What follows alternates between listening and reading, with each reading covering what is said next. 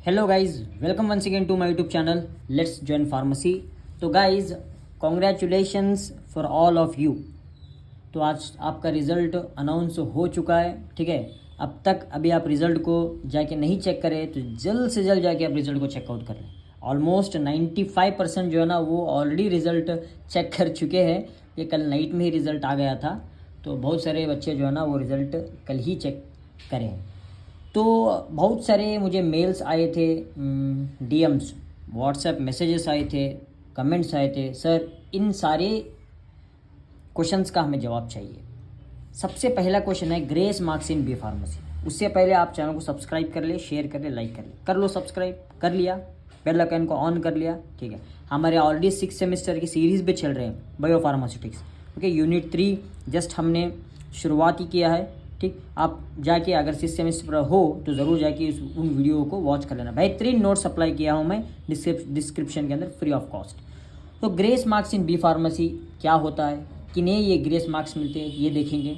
And revaluation और recounting process होता है क्या है आरजीएचएस का, वो देखेंगे। व्हाट इज सेम बैक, ठीक, वो देखेंगे। How to clear backlog subject, कैसे आप क्लियर कर सकते हो उस पर भी बात करेंगे। Then what to read for exam, exam के लिए क्या पढ़ना चाहिए। And why first sem supplementary results are not showing, ठीक, वो भी देखेंगे। And last question what is withhold result, ठीक। तो सबसे पहले देखते हैं grace marks in B pharmacy. Guys, एक बात मैं आपको साफ साफ कर देता हूँ, ग्रेस मार्क्स आपको बी फार्मेसी के अंदर 5 मार्क्स तक ग्रेस मिल सकते हैं। कितने? 5 मार्क्स तक। मैक्सिमम जो है ना आपको 5 मार्क्स तक मिल सकते हैं। लेकिन अब तक मैंने देखा है कि जो है ना 3 मार्क्स स्टूडेंट्स को प्रोवाइड किए गए ग्रेस मार्क्स, ठीक है। अभी वो ग्रेस मार्क्स किन स्टूडेंट्स को मिलते हैं, उन्हीं स्टूडेंट्स को देखिए।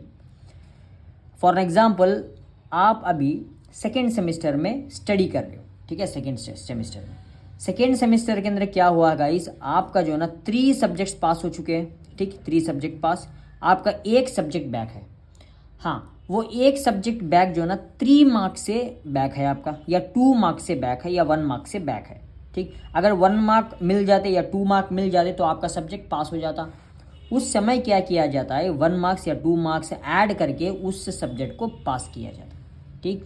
ओनली 1 सब्जेक्ट को ग्रेस मार्क्स मिलेंगे, ये बात आपको याद रखनी है। एक से ज़ायद सब्जेक्ट्स पर आपको ग्रेस मार्क्स नहीं मिलने वाले, ठीक। और एक ग्रेस मार्क्स जो है ना आपके ग्रेड पॉइंट्स के ऊपर भी डिपेंडेंट रहता है, ठीक है। यस, ये बात आपको याद रखनी है। बस एक सब्जेक्ट पर आपको ग्रेस मार्क्स मिले, उससे ज़्यादा आपको नहीं। 2 मार्क्स मिल सकते हैं, 3 मार्क्स मैक्सिमम है। 5 मार्क्स तक देना रूल्स है यूनिवर्सिटी में, मगर 3 मार्क्स तक मैक्सिमम आपको ग्रेस मार्क्स यूनिवर्सिटी के द्वारा दी जाती है, ठीक। आपको पता चल गया ग्रेस मार्क्स, तो चैनल को लाइक कर ले, सब्सक्राइब कर ले। तो रीवैल्यूएशन और रीकाउंटिंग प्रोसेस होता क्या है, देखिए गाइज, मेरा मानना यह है कि यहाँ रीकाउंटिंग प्रोसेस होता है, क्योंकि आरजीयूएचएस के अंदर रीवैल्यूएशन थोड़ा एक बहुत ही कठिन प्रोसेस है, ठीक है, रीवैल्यूएशन। लेकिन रीकाउंटिंग प्रोसेस बहुत ही आसान है। मैं आपको सिर्फ रीकाउंटिंग बताऊंगा, ठीक है। रीवैल्यूएशन किस लिए नहीं बताऊंगा, क्योंकि उसमें बहुत झंझट रहती है, वो भी मैं थोड़ा आपको बता दूंगा। देखिए, रीकाउंटिंग आपको कैसे करना है, सबसे पहले आपको सब्जेक्ट सेलेक्ट करना है। फॉर एग्जाम्पल, अगर आप 4th सेमेस्टर में हो तो 4th सेमेस्टर में आपका मेडिसिनल केमिस्ट्री बैक लग गया, ठीक। आपको कॉन्फिडेंट था कि सर मेरा मेडिसिनल केमिस्ट्री 100% पास होता था, लेकिन फिर भी फेल हो गया। तो आप क्या करना है गाइस, आप जो है ना आपके कॉलेज को विजिट करना है। कॉलेज के अंदर जो फीस कलेक्ट करते हैं ना, जिसे हम क्लर्क कहते हैं, उनके पास जाना है। आपको जाके रिक्वेस्ट करना है, मैडम मुझे एक सब्जेक्ट रीकाउंटिंग करना है, मैं 4th सेमेस्टर का स्टूडेंट हूँ, मुझे रीकाउंटिंग करना है मैडम, ये सब्जेक्ट चाहिए। वो आपको एक फॉर्म देंगे, उस फॉर्म में आपको फिलअप कर देना, आपको किस सब्जेक्ट की ज़रूरत है। तो सारा कुछ फिलअप करने के बाद थोड़ा अमाउंट ली जाएगी आपकी, शायद 250 या 300 रुपये होगा। उस अमाउंट को आपको पे कर देना है, ठीक। आफ्टर 1 वीक या 1 वीक के अंदर ही अंदर जो है ना वो आपके हाथ तक आ जाएगा।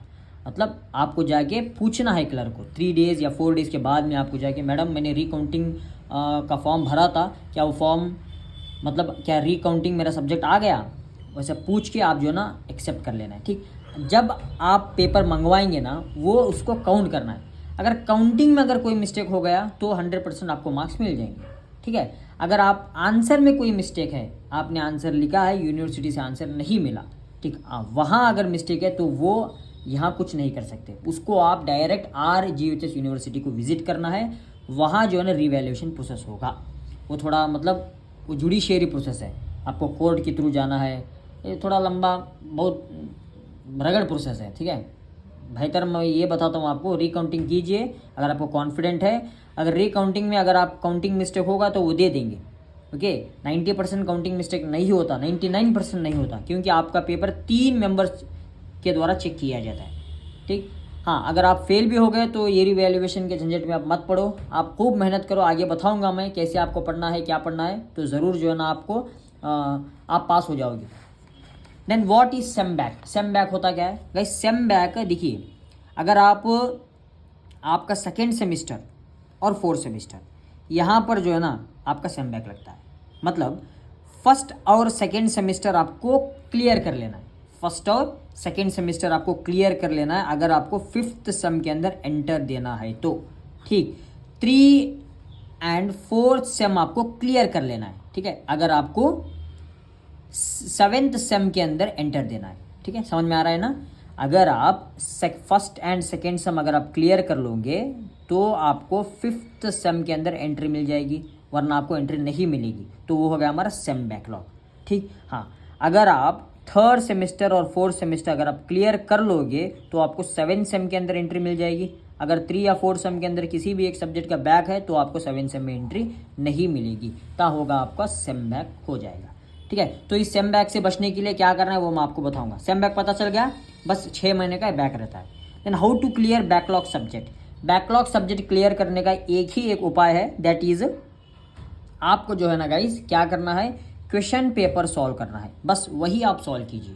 आज से ही आप क्वेश्चन पेपर सॉल्व करना स्टार्ट करो, 10 मार्क्स के, 5 मार्क्स के, 2 मार्क्स। सबसे पहले आप क्या करो, इजी वाला, दैट इज 2 मार्क्स क्वेश्चंस, पूरे 2 मार्क्स क्वेश्चंस आप एक साइड बनवा लो और उसके आंसर्स भी जो ना आप हैंड रिटन लिख लो, ठीक, आसानी से आप पास हो जाएंगे। अगर आपको दिक्कत हो रही है आंसर्स में तो नोट्स ऑलरेडी मेरे पास है, आप चाहे तो नोट्स ले सकते हो, बहुत ही आसान नोट्स है, ठीक है। आप इस 7353649264 इस व्हाट्सअप नंबर पर आप सिर्फ व्हाट्सअप कीजिए, कॉल वगैरह मत करो, कॉल मैं नहीं उठा सकता, बिजी रहता हूँ, आप व्हाट्सअप करो, मैं जो है ना आपको नोट्स प्रोवाइड कर दूंगा।